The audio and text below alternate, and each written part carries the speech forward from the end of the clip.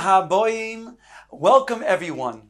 We're about to begin Be'ezras Hashem together on Daf Chof Hey Amud Beis. Starting with Daf Chof Hey Amud Aleph. 12 lines from the bottom, a little bit more than a third up from the bottom of the Amud. After the Gemara discusses Iser Hana, now the Gemara discusses what about Refuah with things that might be Asr Bahana. Says the Gemara, Amar B'Yankiv, Amar Rabbi Yochanan, Bekol Misrapin Chutz Mi'atzei Ashera. With everything one can heal themselves with the exception of Atzei Ashera. Atzei Ashera is a tree that's used for Avodah Zarah. It's an Asr Behana. Hey Chidami, the Gemara says, what is the circumstances over here? What is the condition of this person who needs the refuah? If you're going to say that his life is in a state of sakana, it's pikuach nefesh, then afilu atzei asher nami. Then even atzei asher nami should be able to then heal him. V'i deleka sakana afilu kol isun shebator nami loy. And if there is not a situation of sakana, so then there is no isur that is permissible to then heal him with. The Gemara says, La'olam de'ika sakana. He is in a state of pikuach nefesh. His life is in jeopardy. Va'afilu hochi atzei ashera loy. And nonetheless, one cannot heal him with the atzei ashera, which is used for avodah zarah and aser bahano.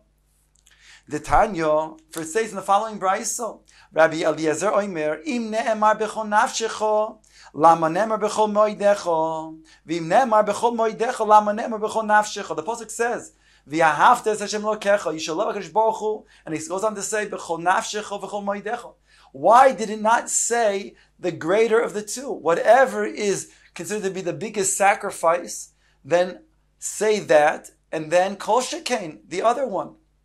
Elo loymar loch, to teach you, im yesh adam shegufay chaviv alav mimamoinoi lekach nem b'chol nafshecha.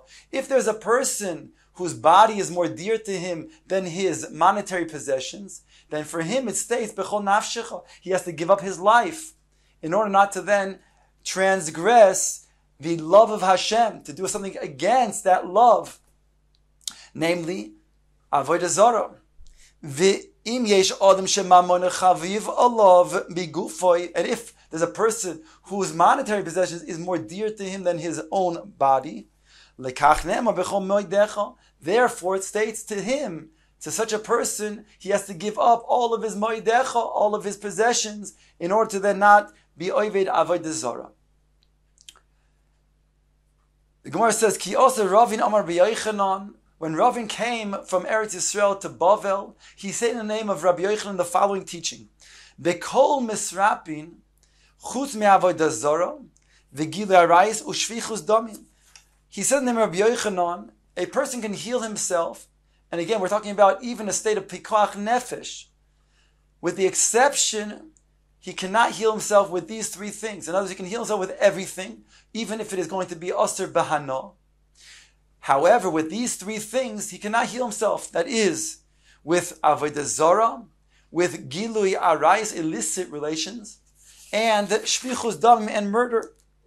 As follows: avodah zarah hada amaran. Avodah zarah we had already taught before that one has to give up his life, then not to be oived avodah zarah. Top of Chof Hey Amud Beis. Gilui arayis. Ushvichus damim. Where do we know that one has to then give up his life and not to then have illicit relations or to murder another Jew? As follows, it states in the Brayso, the Tanya, Rabbi Omer. Now Rabbi says, based on the following pasuk, I'll read you the pasuk inside. The pasuk says like this: Gabe a nara hamurasa. It states, V'la nara lo yisaseh dovar. To the one who's a nara murasa, she is a nara murasa who was then raped in the middle of a field. So then you don't have to do anything to her in terms of obligate her. Ein lenara chet maves. She didn't do any capital crime. She was the one who was a victim. Ki kasher yakum ish al re'ehu urtzachoy nefesh. Like a person who comes to somebody else to kill him. Kein hadavar zeh. So too she's the victim. Just like the victim of a murder, she's a victim of being raped. So here the Gemara says like this, in the name of Rebbe, Ki kasher yakum ish al re'ehu, just like a person who stands up to his fellow man, uritzochoy nefesh, and kills him, kein hadavar hazeh, so to this matter regards to the nar hamurosa. Now, what matter? After all, we know that the nar hamurosa is already going to be absolved as a victim, because the beginning of the pasuk began by saying, "Lenara lo sase dovar," don't do anything to her. She's totally absolved. So what is this coming to teach us? As follows. Why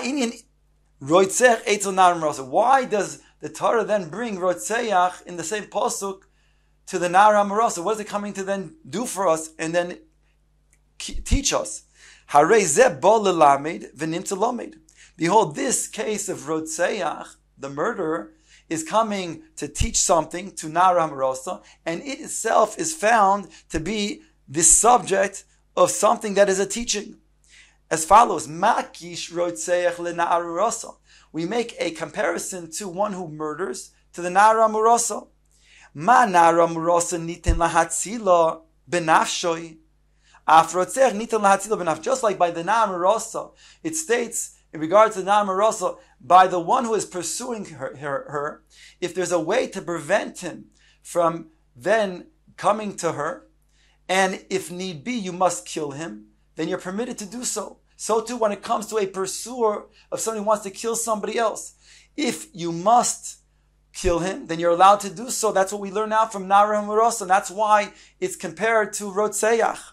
We can learn out one from the other. Goes on to say, V'Nar HaMarasa Rotzeach. And we also learn out from Rotzeach to Nar HaMarasa as follows. Ma Rotzech Yehareg Va'al Yav, just as the murderer, there's such a case when one is told to murder another Jew, he has to give up his own life than not to kill another Jew. So too, a Nar HaMarasa must give up her own life as not to then transgress this illicit relation. Now, Tosfos has a girsa, af Nar HaMarasa yehareg va'al yavor, referring to the male, that the male, he has to give up his life not to then be with the Nar HaMarasa. Because, Tosfos explains, because the woman is a passive participant. She's called karka oilam, and therefore she doesn't have the obligation to give up her life. It's only when a person is active, and therefore if a woman were to be active in such an act, she would have to give up her life, just like the girsa in front of us says, af Nar HaMarasa tehareg va'al ta'avor. So too the Nar HaMarasa must give up her own life and not to then be over the avera with this man. But now the Gemara asks, once we learn one from the other, specifically the latter limud, that a Nar HaMarasa must give up her own life, meaning not to have illicit relations, and so to a man would have to give up his life not to have illicit relations, give the arayas.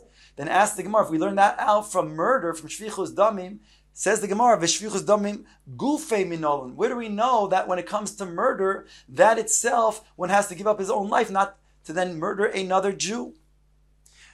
Answers the Gemara, svarahu. It's a logical reasoning as follows. Ki Yahu de'asa l'kamei de Rava. Somebody came to ask Rava the following question. Omar lei, he said to Rava, Mari Dorai, the one who is in charge of this town, Omar li, he said to me, Zil katle leplanya, go and kill that certain Jew. V'ilo katlina lach, and if not, katlina lach, I will kill you. In other words, you have an ultimatum. Either kill that Jew or be killed. Omar le, Rava responded to this Jew, Likluch v'lo tiktol, you must be killed and not to kill that fellow Jew.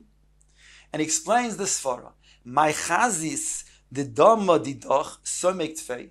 What did you see that your blood is redder than his? Dilma dama dahu gavra somek tfei. Maybe the blood of that fellow Jew is more red than your own blood. In other words, the whole reason why a person is normally able to transgress an avera and not to then die is because it says in the pasuk v'chai achicha.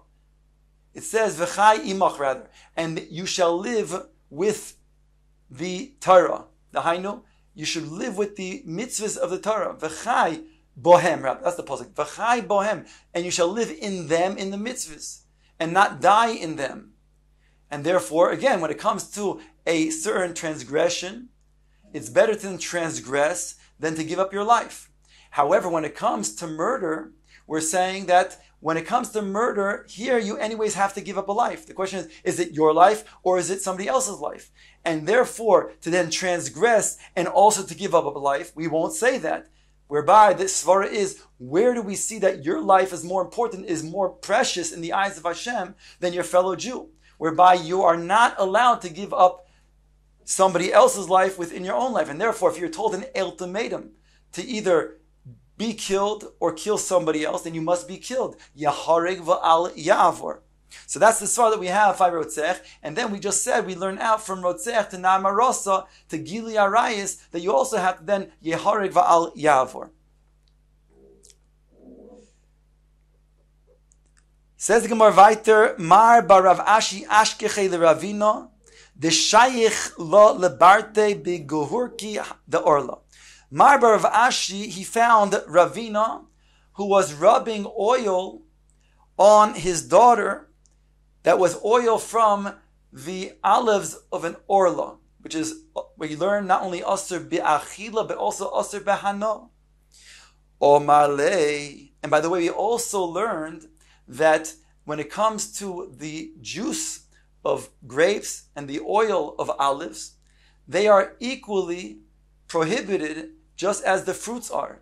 Unlike when it comes to, let's say, figs. If a person were to squeeze out the juice of the figs, there we made a distinction that the juice of the figs is not considered to be orla. The juice of the figs is considered to be zeya ba'alma. So therefore it's not under the prohibition of orla. But when it comes to the oil, it is under the prohibition of orla. So how can he then go ahead and rub this oil of orla on his daughter's skin? Omarle. So he responds, Amor de Omer Rabbanan b'shas hasakona. Sorry, this is part of the question. When did the Rabbanan say that it's permissible to then use something that's asur bahana? That's going to be when it's b'shas hasakona. Shelo b'shas hasakona mi Omer. But in a state where there's no sakana, so how can you go ahead and use something that's orla, which is asur bahana, on your daughter's skin? Omar le, Ravina responded, Rav Ashi, Hai ishto tzamirto nami. This that she is ailing with, which is a burning fever, has the din of sakana. It's pikuach nefesh, and therefore it is permissible to use that which is going to be asur bahana, namely the orla. There are those that say, Omar le, that Ravin responded to Rav Ashi, midi derech hano ka'avidno. Granted, it's not a state of pikuach nefesh, she's not in sakana, but still it's not prohibited to use this type of oil. Why? Because this oil is from olives that are premature. The premature oil from these olives are not something that's considered to be derech hano, and therefore I can't use it. I midrabanan should be aser. When it comes to the inyan of the tsar, lo gozru boy rabbanan, over here it's mutter. Says the Gemara weiter, itmar. There's a statement that says as follows: Hano habo loyla odam bal korchot. If a person gets benefit that is considered to be something that is incidental, what is the din? How do we look at such hana? We say that iser hana, person cannot have hana from that which is asur bahana. But that's when he's doing it primarily for that hana. What happens if it's incidental? In other words, a person may be walking down the street and it's Pesach, during Chol HaMoed, and there's a Goyisha bakery that is baking fresh bread. Is he able to get that hana? He's interested in walking down the street. He's not interested in smelling the bakery. But incidentally, some of that aroma comes into his nose. So what is the din? Abai Omar Muteris. Abai says he doesn't have to remove himself from that situation. He can continue walking on that road. Verova Ma'asura. Rava says he would have to change his directions. The Gemara says and explains the situation. Efshar v'komechavein. If it's a situation where it's efshar, here it means it's easily avoidable, and he has intention, meaning to say that he continues to go on the way to then get that enjoyment. or loy efshar v'kimechavin, or it would be a tircha to then go to another path. He could do so, but it's a tircha, so it's considered to be loy efshar. That's what it means, loy efshar over here. It doesn't mean it's impossible, it means it's a tircha. It'll be something that would be requiring an effort. And v'kamechavein, and he has intention to get the anah, that means he would stay on that path. Then kuliyama loy pligi da'oser, since in both situations he would have kavana, in the sense that he would continue on that path to allow the hana to take place. So therefore, everybody would agree that that's oser. Loy efshar v'loy mechavein. If it was, however, something that would be a tircha, to then go to another path, and a situation where it was something that he did not have kavana for, that means he's not interested bichlal in this, kuliyamo loy pligi d'shar, then everybody would agree that hana would be permissible. Ki pligi de'efshar v'loy mechavin. They're arguing over here, Abaye and Rava, about a situation when it's a efshar, he can go ahead and avoid it, right, without much effort, it's easily avoidable. V'loy mechavin, and however he doesn't have kavana, he's not interested at all. V'alibad Rabbi Yehuda, the Omar Dav Shem Eskaven Oser. And according to Rabbi Yehuda, it says Dav Shem Eskaven. There's a big machlekes that we find many places in Masechet Shabbos that Rabbi Yehuda argues on Rabbi Shimon in a Dav Shem Eskaven. The classical example the Gemara brings is when a person, we know that it comes to digging a hole or a furrow or a trench, is a state of plowing in a field. If a person needs, however, to carry a bench from one side of the field to the other side of the field, and the bench is something that he then drags. We're not talking about where it's soft and it's going to for sure happen. It's not necessarily a psik ratio, but nonetheless he drags the bench. If it would come out that it would cause then some sort of trench or digging into that ground that's in the field, so it's called a davar she'eino miskaven. He didn't have kavana for the charisha, for the plowing. So on that there's a machlekes. Rabbi Yehuda says a davar she'eino miskaven is aser, and Rabbi Shimon says it's mutter. So the Gemara says over here, Ali b'Rabbi Yehuda damar davar she'eino miskaven is aser kuli ama loim pligi da aser. Then in this case of efsher v'loim mechaven, everybody would say it's aser because Rabbi Yehuda says even without kavana is aser. So that's the primary factor. Ki pligi, when they would be arguing Abaye v'Rava, Ali b'Rabbi Shimon, that's what they're arguing. The Omar davar she'eino miskaven mutter. Abaye k'Rabbi Shimon. Abaye who says that it's mutter goes like Rabbi Shimon and says over here, since it's something that is efsher v'lo mischaven, and Rabbi Shimon says it's mutter, davar she'eino miskaven, so it's mutter to be in this situation. V'Rava Omar, and therefore you don't have to then go out of your way to go to another direction, to a different road. V'Rava Omar ad kan lo yikol Omar Rabbi Shimon. When does Rabbi Shimon say his din that davar she'eino miskaven is mutter when dragging that bench? That's because the bench is heavy and cumbersome. He cannot go ahead and carry that bench without dragging it. But in a case where it's efshar, it's something that would be small and something that he could pick up, and he still nonetheless goes and drags it, then Rabbi Shimon would say that it would be aser. And therefore over here we're talking about a case of efshar v'lo mechavin, and therefore he would also say it's aser. And that's how Rava understands. Ika da'amre, there's another version to explain. Efshar v'loy mechavein. In a situation where it's efshar, again, efshar doesn't mean that it's possible alone. It means that it's something it's something that's very easy to then go in a different way. It's easily avoidable. And lo mechavein. So hainu pluktai de Rabbi Yehuda Rabbi Shimon. This is the machlokes between Rabbi Yehuda and Rabbi Shimon in Gabi davar she'eino miskaven. Lo efshar v'lo mechavein. In the case of loy efshar v'loy mechavein, everybody would agree that is mutter. He doesn't, it's a tircha to then go out to a different way, a different road. And also he doesn't have any kavana. In other words, he's not interested in that whatsoever to get that hana. And therefore, it's mutter. Everybody agrees, both Abaye and Rava. Ki pligi, the loy efshar v'cham mechavein. When are they arguing, however, Abaye and Rava? When it's not efshar, that means that it's going to be a tircha to then avoid this derech. He'd have to go around the circumvental type of route. And he has kavana. So it's Deloy Eshar v'kam mechavin. In that, there's a machlekes. As follows. Valid Rabbi Shimon, according to Rabbi Shimon, the Ozil Basar Kavana, who says you go after Kavana, Kuli Amo, Loi Pligi the Aser. Everybody says it's Aser because over here it says v'kam mechavin. He does have Kavana. So it would be Aser. Ki Pligi, when is Abaye and Rava arguing? Aliba de Rabbi Yehuda, the Omar, Loishno Miskam Loishno She'em Miskavin, Efsher Aser. That means say that Rabbi Yehuda says that it's not a factor whether he has kavan or not, because he said Davar Shalim is kaven is aser. So in this case, we're saying the scenario is the loy efshar ukam mechaven. So the kam mechaven is not milo amori, because whether he has kavan or not, anyways, it would be something that would be aser. The overriding factor over here is that it's lo efshar, and therefore we're saying like this. Abaye ki Rabbi Yehuda. Abaye would say like Rabbi Yehuda. That means that Abaye is saying that it's mutter, because over here it's lo efshar. It's something with a tircha, and therefore it's mutter, according to Rabbi Yehuda. On top of Chavav and Aleph. V'Rava Omar Loch, and Rav would say to you, Ad kan lo yikom Rabbi Yehuda she'ein miskavein ki miskavein ela l'chumra.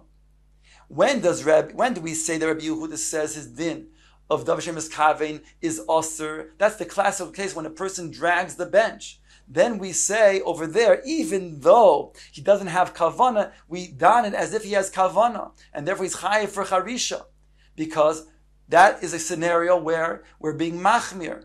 However, Aval Miskavin, Kishe'ein Miskavin, Lekula Loi, but to say the opposite direction, where indeed he has Kavana, and we're saying that we're going to don it as if he doesn't have Kavana, Lekula, that we won't say. And therefore, Rava maintains that would be Aser, the Hainu, that he would have to then go on a different derech as not to get Hana'ah.